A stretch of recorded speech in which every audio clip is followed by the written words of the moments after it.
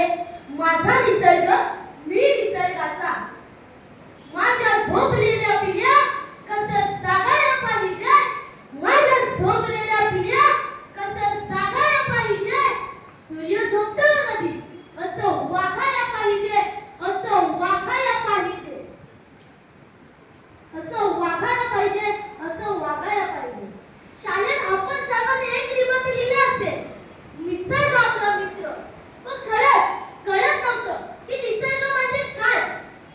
पण आपण जसजसे मोठे होत गेलो तेव्हा कळायला लागले की निसर्ग म्हणजे काय. खरं तर आपलं सगळं बालपण निसर्गाच्या सानिध्यात गेले आहे, म्हणून निसर्गाशी जोडलेलं नातं आजही शाबूत आहे. निसर्ग आपल्याकडून कुठलीही अपेक्षा न करता सदैव आपल्या सोबत असतो. उंच आकाशात उडणारे पक्षी, झाडांच्या पानांचा सरसर होणारा आवाज, वाहणारा वारा, लुकलुकणारे तारे सतत आपल्याला जाणीव करून देतात की बघा आयुष्य खूप सुंदर आहे, आयुष्य खूप सुंदर आहे. म्हणून कवितेच्या काही ओळी सांगाव्याशा वाटतात. किती फुलांवर अर्थ सांगतात त्यांना जन्म देणारी झाडं, किती फुलांवर अर्थ सांगतात त्यांना जन्म देणारी झाडं. वाहता वारा वसू करतो कधी दर महिन्याला वाढ. लिटरभर पाण्याचा काय भाव सांगते नदी, अहो लिटरभर पाण्याचा काय भाव सांगते नदी. अन किती ॲडव्हान्स मागतात ढग पाऊस पाडण्याआधी.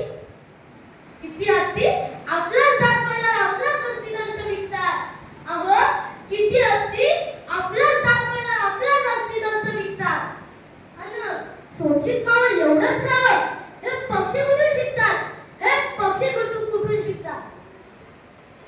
प्रकाश दिला म्हणून सूर्य घरी लाईट बिल दाबतो का, प्रकाश दिला म्हणून सूर्य घरी लाईट बिल दाबतो का. अन कधी रविवारची सुट्टी घेऊन जगात अंधार पाडतो का, जगात अंधार पाडतो का. कापताना बुंदा झाडाचा तो घामा घुम झाला, कापताना बुंदा झाडाचा तो घामा घुम झाला. ये जरा बस चावली असा झाडातून आवाज आला, असा झाडातून आवाज आला. कधी कळेल आपल्याला आपल्या मुलीलाही निसर्ग, आपण आहोत निसर्गामुळे, आपण आहोत निसर्गामुळे. मला इथे बोलण्याची संधी दिल्याबद्दल आयोजकांचे आणि ऐकून घेतल्याबद्दल तुम्हा सर्वांचे मी मनापासून आभारी आहे आणि इथेच थांबतो. जय हिंद.